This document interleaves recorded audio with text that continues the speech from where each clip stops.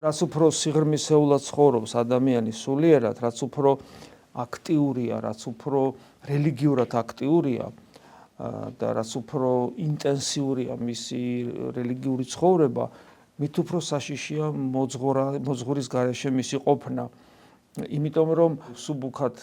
რელიგიური ადამიანი, მისთვის ეს რელიგიური ცხოვრება არის რაღაც ცხოვრებისეული რაღაც ატრიბუტია, დანამატია და დიდ გავლენას ის მასზე არ ახდენს. ეს სამწუხაროა, მაგრამ ესეთი ქრისტიანებიც ვარსებობთ, რომ ქრისტიანი ვარ, მაგრამ პრინციპში არ გამსხვავდები არაქრისტიანისაგან, უბრალოდ სადღაც ვარ, ვამბობ რომ წამს ღმერთი და არა მე ტაძარში უნდა წავიდე, არა მე ვეზიარი, აი მე ვმარხულობ და რაღაც ესეთი, თორე სიღრმეს არ აძლევს, წარმოდგენა არ აქვს არც ღვთისმეტყველებაზე, არც წმინდა წერილზე და ასე შემდეგ. აღარ ვლაპარაკობ შინაგან სულიერ ცხოვრებაზე. მაგრამ თუ ადამიანი ძალიან აქტიურია სულიერად და წმინდა წერილსაც კარგად იცნობს, წმინდა მამებსაც, ისიქასპურულოცვის პრაქტიკაც აქვს, ხშირად ეზიარება, მისთვის სულიერ ცხოვრებას არსობრივი ონტოლოგიური მნიშვნელობა აქვს და ის მის ცხოვრებაში უმთავრესია, მაგრამ მოძღვარი არ აყავს, ასეთი ადამიანის მდგომარეობა ძალიან საშიში ხდება, იმიტომ რომ რელიგიურ ცხოვრებას აქვს ერთი თვისება, რომ ადამიანი რაც თან რა იცის, წარმოიდგინე ხო, ცხოვრების, ყოფიერების საიდუმლო მხარე იცის, ხო? ასეთ ადამიანი მადლსაც იღებს, კაცმა რო თქვას, მაგრამ ეშმაკის ძალიან ძლიერად ებრძვის ადამიანს და ადამიანში რაღაცა ნიჭები ვითარდება, სიბრძნისა, მიხვედრილობისა, სულიერი გამოცდილება ცალკე უგროვდება, გამოცდილებით შეუძლია გამოიცნოს წინასწარ, თქვათ, რა მოხდება, ეგეც შესაძლებელია, ადამიანს დიაგნოზი დაუსვას, და ასე შემდეგ, ძალიან დიდი სიბრძნით იტვირთება ასეთი ადამიანი, საკუთარ თავის მიმართ უჩნდება წარმოდგენა და ხდება თავდაჯერებული. და თითქოს რა მოხდა ეხლა, თავდაჯერებულია, იმიტომ რომ ეს სიღრმისეულად და მაგრამ არც ერთი ადამიანი არ არის ექსტრემალური შემთხვევების გარეშე და დიდი გამოცდების გარეშე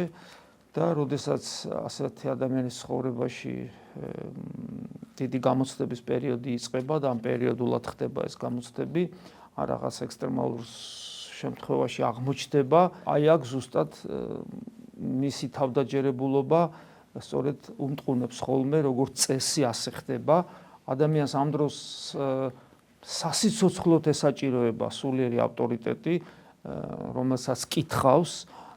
და ამით რო კითხავს, რა მოხდება რო კითხავს, აუცილებელი არ არის ის დიდი წმინდანი იყოს, რო კითხავს, საკუთარი ნების ტყვეობი და გათავისუფლდება, რომელიც საკუთარი სიმართლით კვებავს, ჩვენი ნება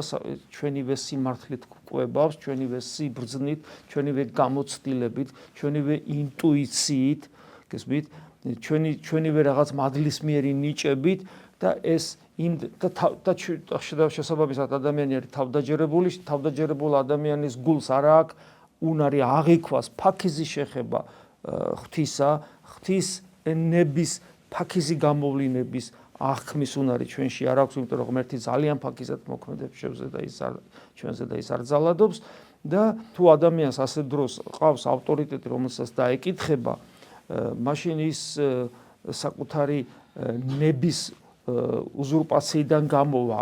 დიქტატიდან გათავისუფლდება, შეიძლება ასე ითქვას. და ასე დროს მისი გული იქნება გამცდელი ღვთისნებისა, თუ რა უნდა გააკეთოს ასეთ ექსტრემალურ სიტუაციაში და როგორც წესი ადამიანი ამ დროს გამარჯვებული გამოდის. მაგრამ თუ არ აყავს მოძღვარი, ხო და თუ ვერავის ვერ ეკითხება და თუ მისთვის დედამიწაზე ავტორიტეტი არ არსებობს, ვისაც დაეკითხება, როგორც წესი ის საკუთარი ნების ტყვეობაში აღმოჩნდება და მისი მდგომარეობა ძალიან სავალალოა და აქედან გამომდინარე გასაგები ხდება გიორგი მთაწმინდელის ცნობილი სიტყვები, რომ მოძღვრის გარეშე ვერავინ გადარჩება. და შედეგად მივიღებთ იმას, რომ ადამიანი თავისი რელიგიურობით არის მოხიბლული და ყველაზე მთავარი აკლია ამ რელიგიურობას, ეს არის სიმდაბლე მორჩილებაში გამოვლენილი.